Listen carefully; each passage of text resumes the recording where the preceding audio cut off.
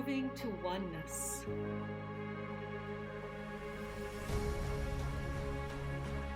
Nourishing curiosity. Embracing differences. Becoming one.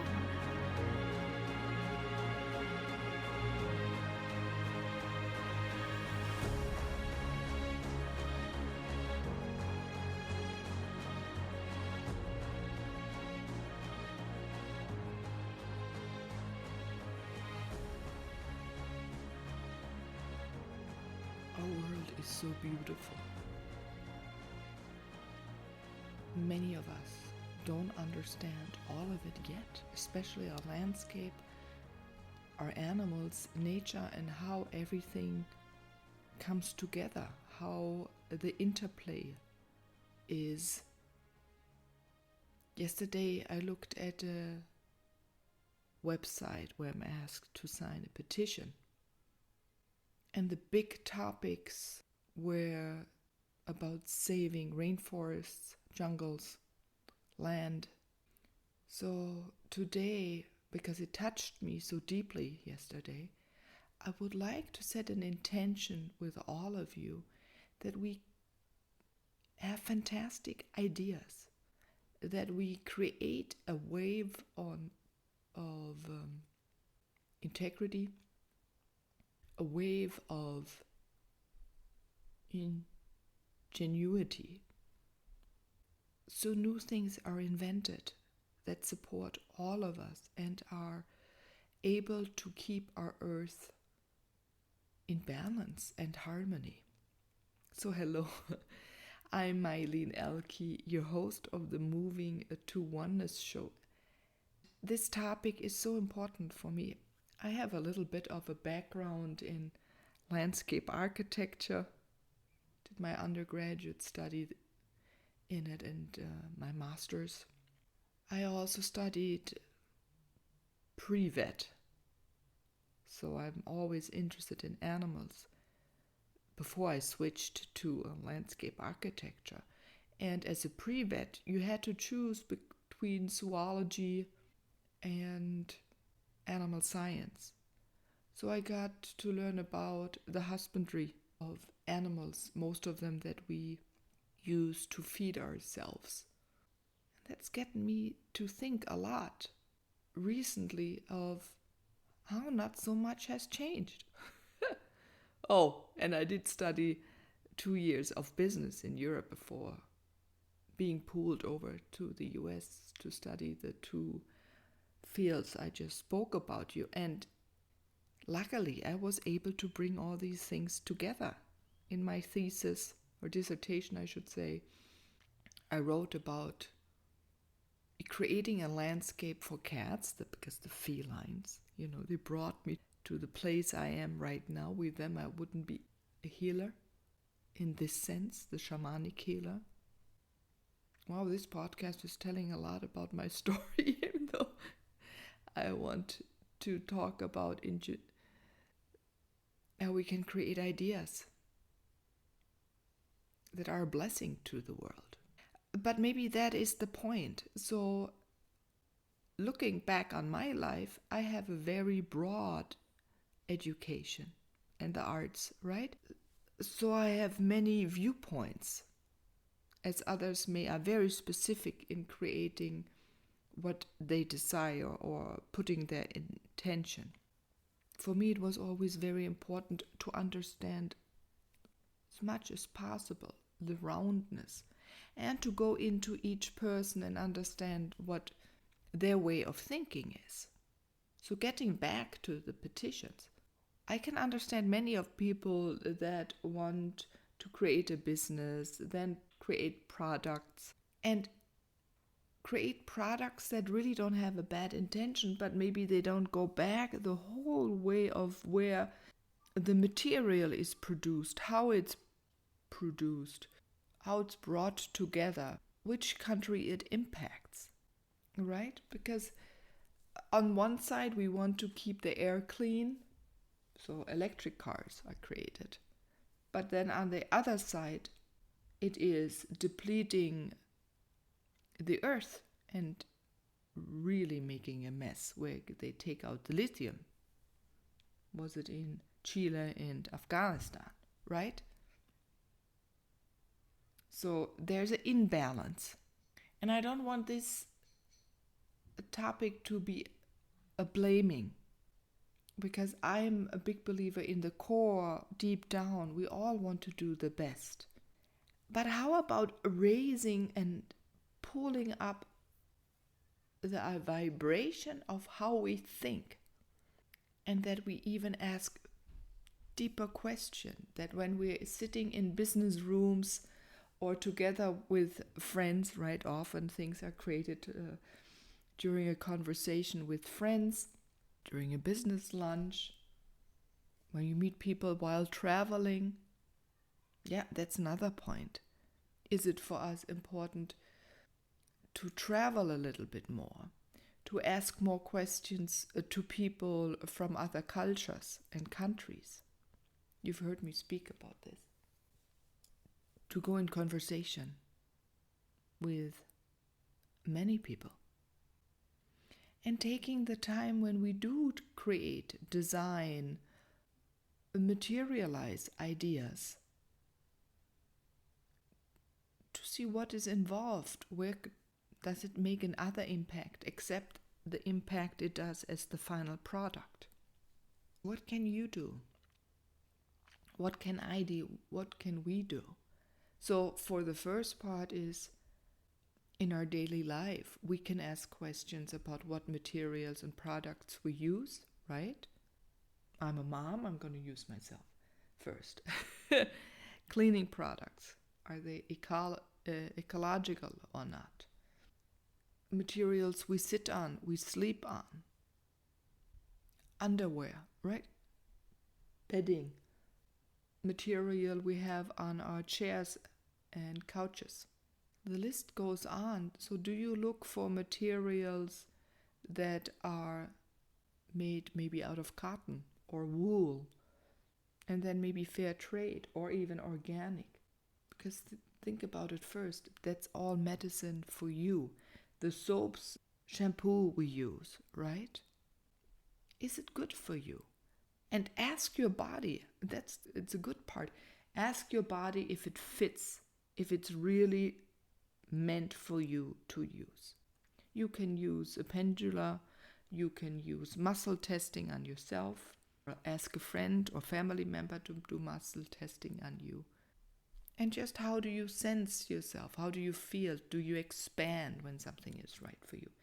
And maybe we start there. Oh, and this would be a good idea also when we're designers. As a landscape architect, if I think back, I don't do it anymore. When I left the US, really when my son was born, I stopped. But it still is part of me, right? As you know me, I use nature always as a metaphor.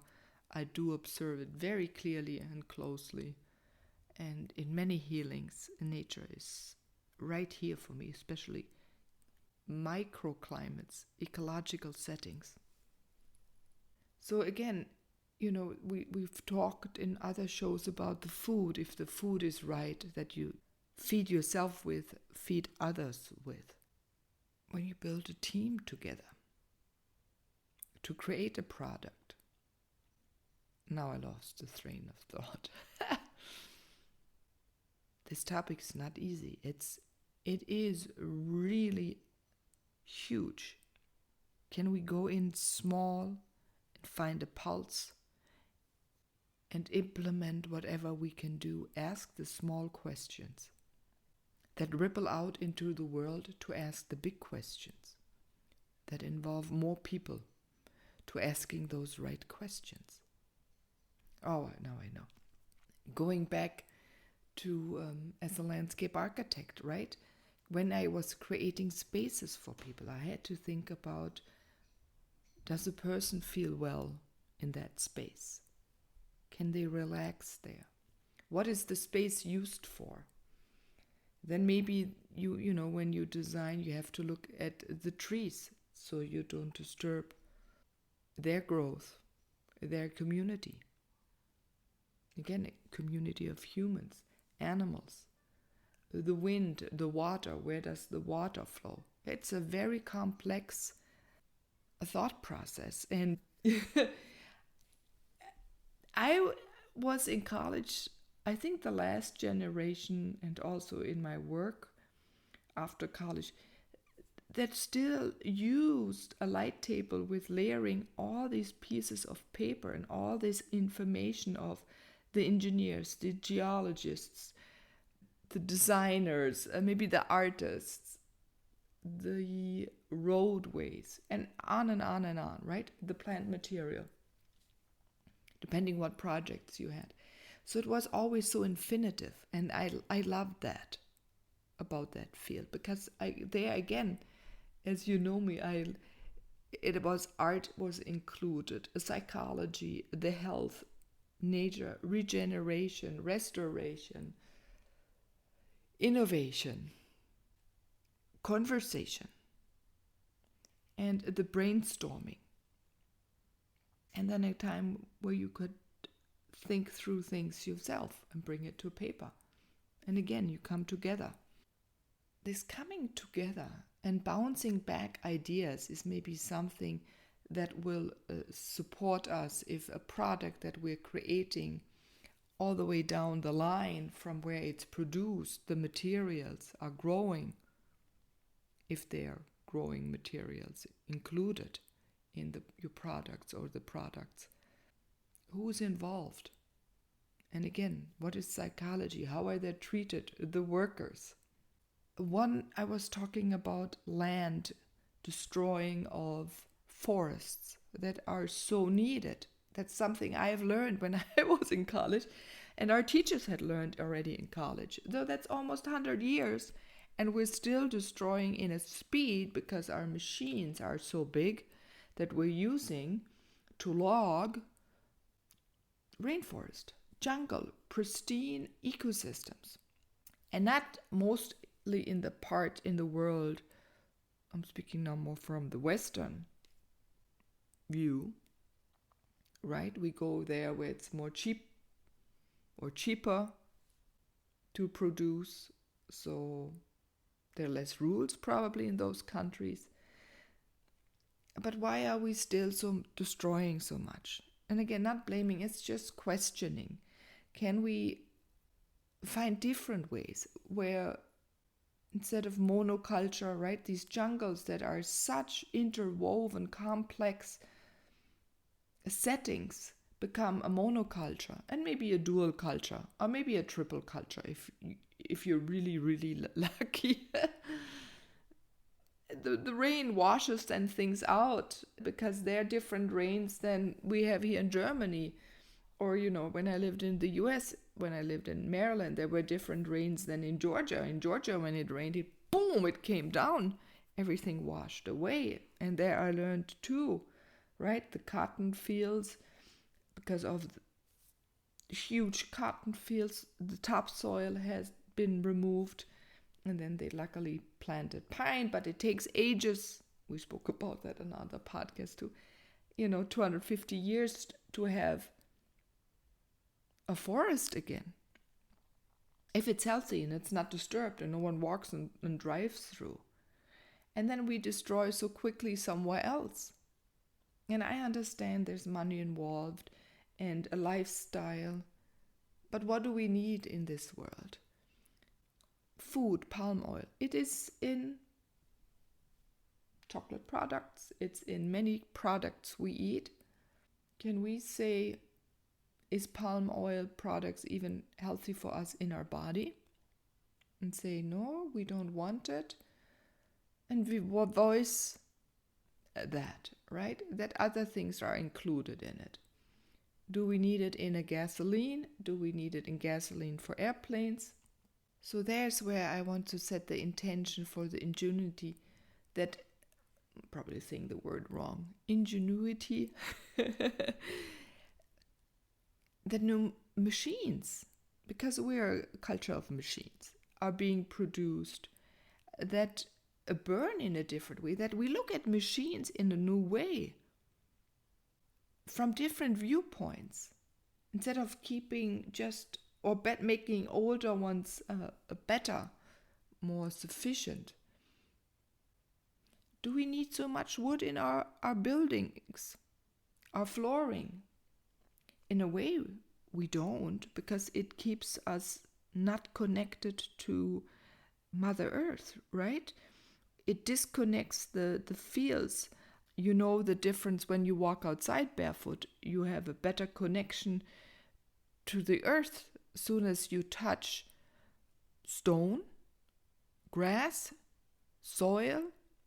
Concrete even works because it's out of stone.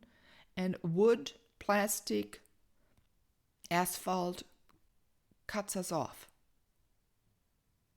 Yeah, so even there, let's find new ways. Let's find out also new ways again for our shoes. Ingenuity. I love that. That we get better materials. When I was younger, we were wearing a lot of leather soles, right? And we even had professions where people could repair shoes. Now it's all plastic soles. You can't repair shoes. When the sole is gone, maybe you have to put a leather sole on, but it becomes harder. So even there, that we send out a vibration and intention of ingenuity, that we maybe have new shoes, kinds of shoes again, for all of us. Where else? The poor gorillas, right? Oil, gold, materials. Maybe that we need less. That there's also ingenuity or in philosophy that all of us need less, but better quality of foods, more craftsmanship, where people put love into the work again. You get the point. So I would love to sing a song to, again, raise the vibration, make it easier for people to relax so they can think, have a better creative process, get more clarity, have people that listen for longer,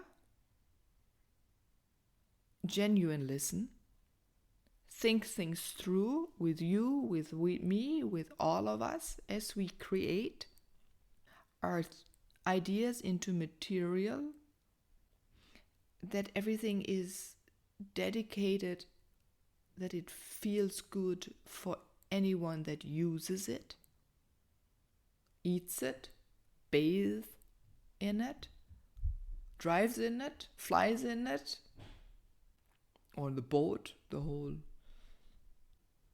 moving of products, that maybe there's a shorter distance that things need to be moved, that we find people again that have the knowledge, right? Like I spoke once on the podcast about the Frenchman who started using Hanf again, Hanf t-shirts. Wow, Hanf is the German. The cannabis plant, right? You can use those fibers to make clothing. And it was once in France, and he had to teach it again to people in France, or find people. There were barely people left in his regions that knew how to sew as they once did. It was once a flourishing community of cloth makers where he has now his company, right? Things like this.